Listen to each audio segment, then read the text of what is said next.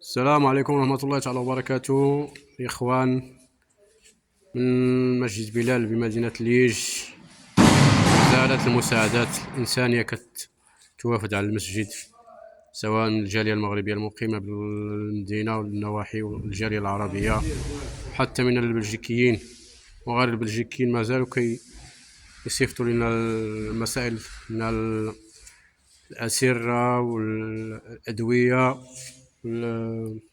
يعني أدوات ديال المستشفيات، منها الكراسي المتحركة، إضافة إلى الملابس.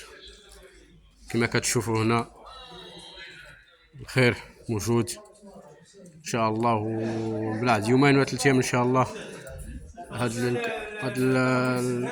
الدعم كله غادي إن شاء الله ينطلق اتجاه المملكة المغربية باش يوصل عند الإخوان ديالنا المتضررين بمنطقة تالودانت والحوز بالركش.